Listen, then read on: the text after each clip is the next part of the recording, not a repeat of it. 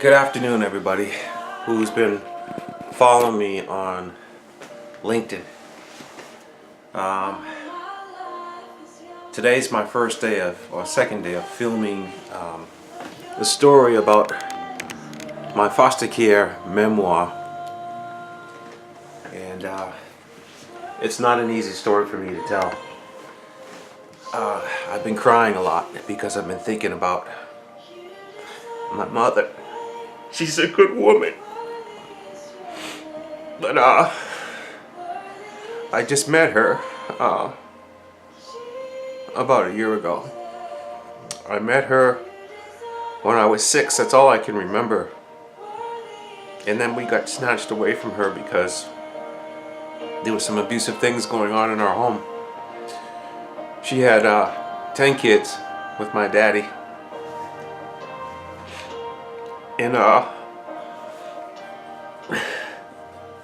my daddy he didn't be faithful to my mama. So we had a lot of violence and drugs in our home. And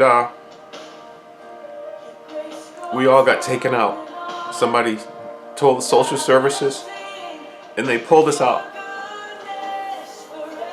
So we all got separated. And we're all over the country now, but we're walking wounded people. And I want to let you know that something has to be done about it. I'm just turning the radio down for a second. Hold on. We're struggling. We're adults now. We're building our own families, but there's a lot of chaos going on because it's hard to heal when you've suffered from the atrocities that we suffered.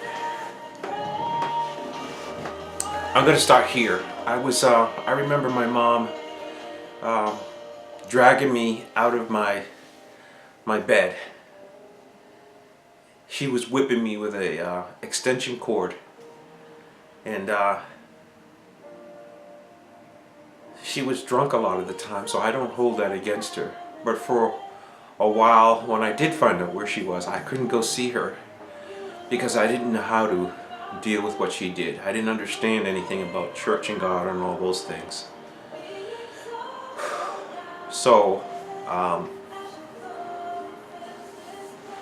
I grew up with a lot of pain and anger, and my brothers and sisters who were out there suffered also.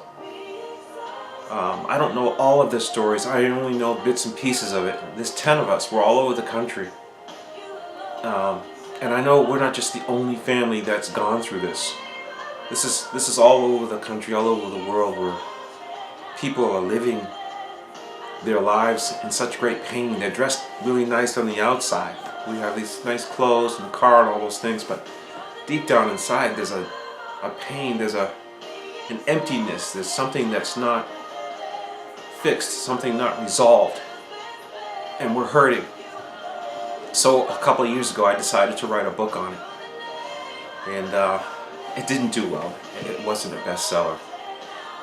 I had hoped it would be, but I didn't edit it well, and once it was written I didn't have enough friends or people I knew to edit it for me so that it could come out and become a bestseller.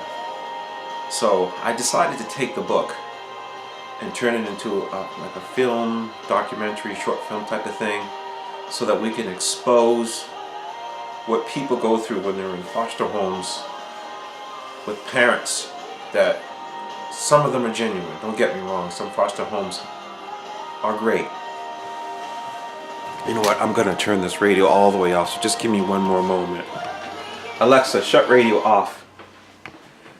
I'm going to give you my full undivided attention. I was hoping the music would calm me down because I was so upset, so emotional just to get started.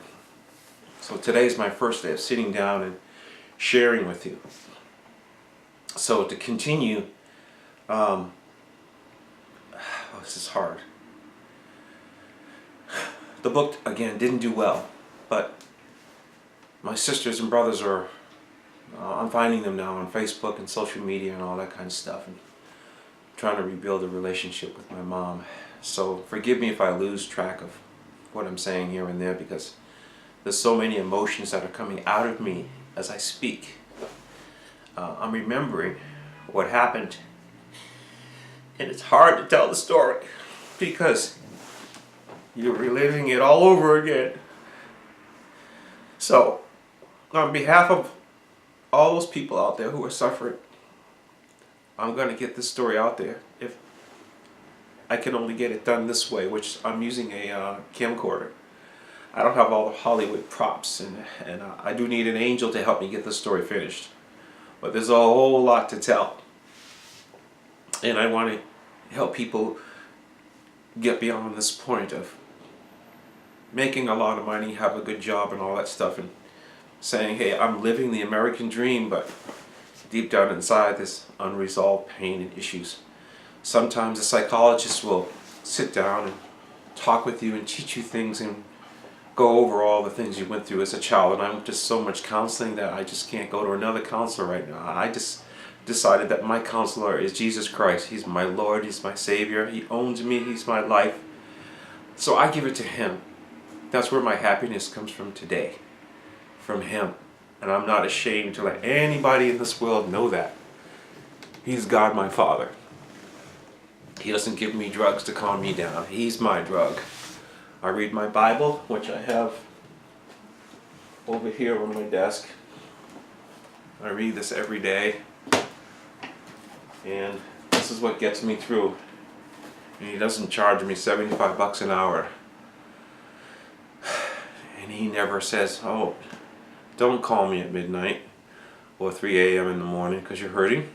I have to get my sleep. He's God Almighty. He can take care of everything. He's everywhere all at once. He's healing and helping people all over the world at the same time. And that's why I call on Him. So, here we are now. I'm in my middle 50s.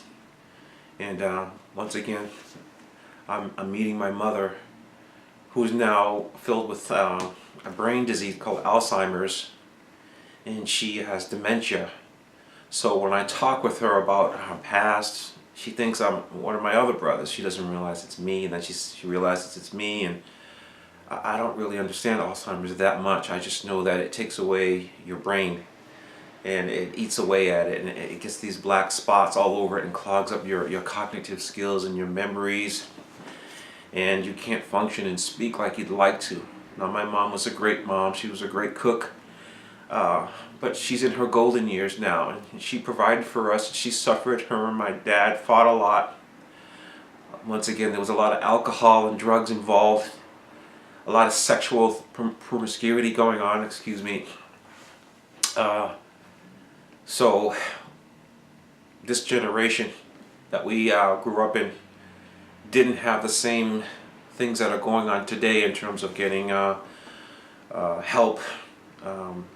If somebody's abusing you, you can tell somebody now and they'll help you. But back then it was kept a secret. Consequently, that's what I named the book that I wrote. It's called Foster Care Secrets Kept Underground. Because we went through our whole childhood without anybody knowing except us. One of my sisters was being raped while I was living in a foster home with her, and I didn't even know.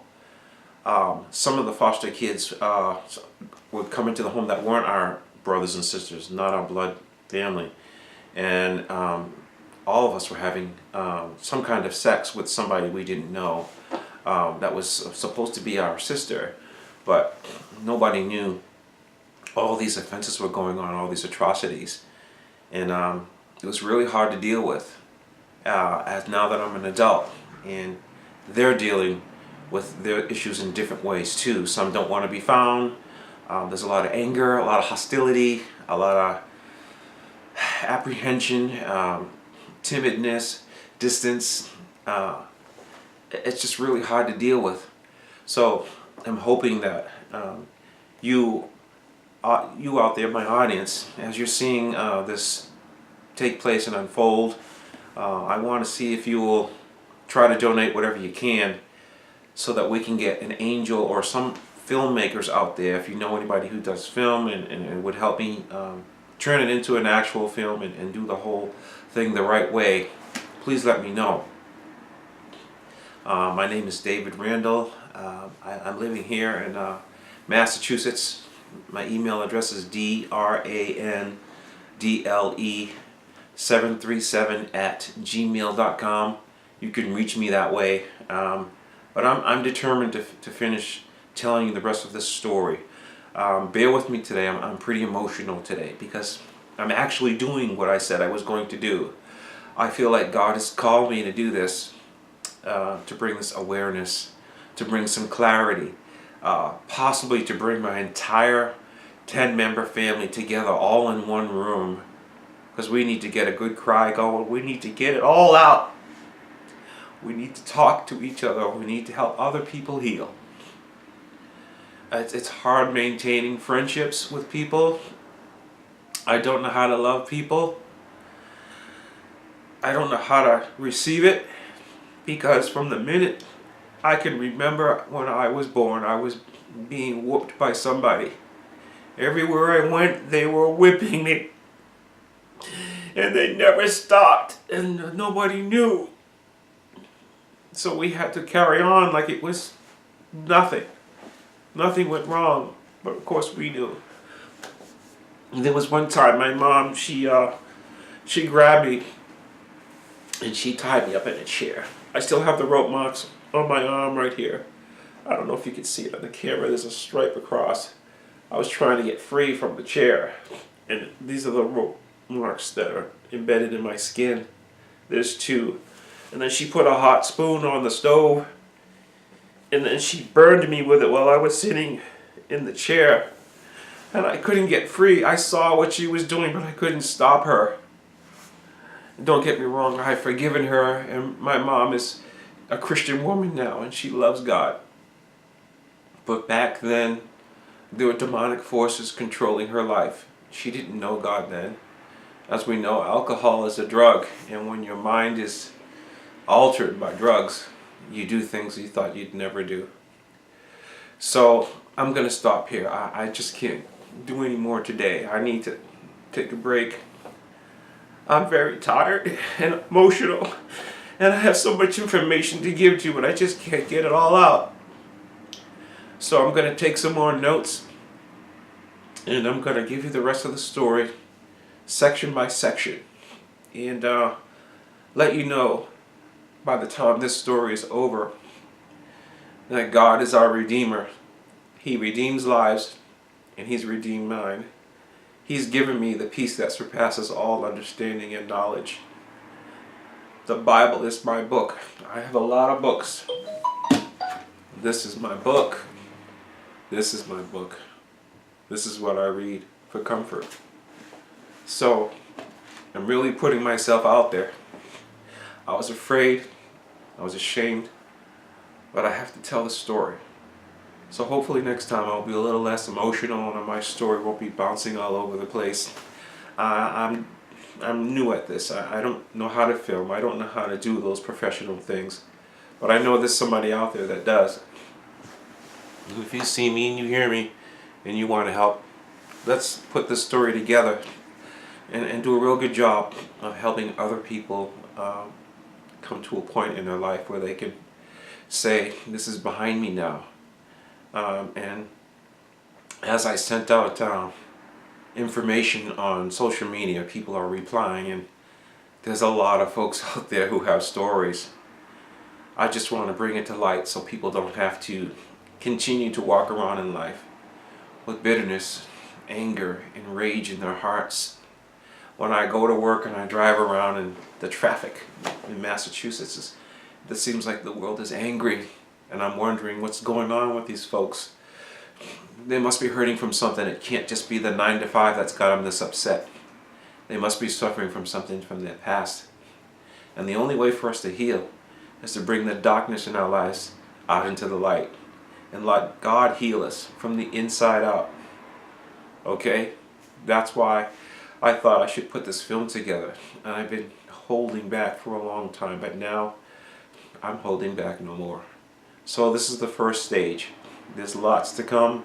I'm sure somebody will help me along the way to do some editing and all those professional things that filmmakers do.